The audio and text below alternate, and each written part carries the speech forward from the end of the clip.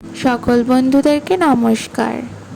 মৌ লাইফস্টাইলের আরেকটি নতুন ভিডিওতে আপনাদের সবাইকে স্বাগত। আজকে আমি বানাচ্ছি বেগুন বাহার।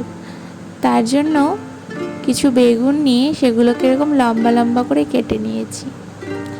এবার নুন হলুদ মাখিয়ে এগুলোকে একটু বেশি তেল দিয়ে ভেজে নেব। এই বেগুনগুলো আমাদের বাড়ির গাছে হয়েছে। গাছের জিনিস খেতে আলাদাই স্বাদ, কি বলুন? বেগুনগুলো লাল লাল করে ভাজা হয়ে গেলে এগুলোকে তুলে নামিয়ে রাখবো। এবার ওই কড়াইতেই দিয়ে দিচ্ছি ফোড়নের জন্য একটু জিরে আর একটা তেজপাতা আর একটা শুকনো লঙ্কা। এরপরে এতে দিয়ে দেব পেঁয়াজ কুচি, একটু লবণ দিয়ে দেব যাতে পেঁয়াজগুলো ভালো করে নরম হয়। এরপর দেব সামান্য পরিমাণে আদা বাটা দিয়ে এতে হলুদ দিয়ে দেব। তারপরে একটু কষিয়ে নেব। দিয়ে দেব কাশ্মীরি লঙ্কার গুঁড়ো।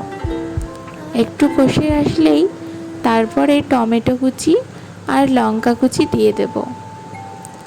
তারপর এটাকে ঢাকা দিয়ে ভালো করে মশলাটাকে কষিয়ে নেব। আমার রেসিপি ভালো লাগলে লাইক করে দেবেন আর সাবস্ক্রাইব করে পাশে থাকবেন। আর পাশের বেল আইকনটা ক্লিক করে দেবেন যাতে নতুন ভিডিও আসলে সবার প্রথমে আপনার কাছে নোটিফিকেশনটা পৌঁছয়।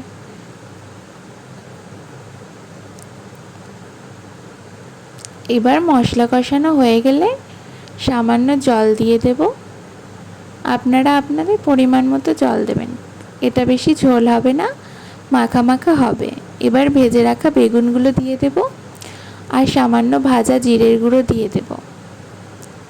শেষে ধনেপাতা দিয়ে এটাকে পরিবেশন করব। গরম ভাতের সাথে এটা দারুণ লাগে।